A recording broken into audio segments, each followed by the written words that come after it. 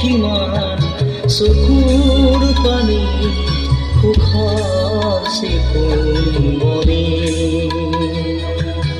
মই ভাগৰ নাই জীৱন হেৰুৱা নাই মই ভাগৰ নাই জীৱন হেৰুৱা নাই। বসন্ত উৎসৱত তোমাৰ নাহৰৰ পাতত ছায়াই আকৌ নাচিব।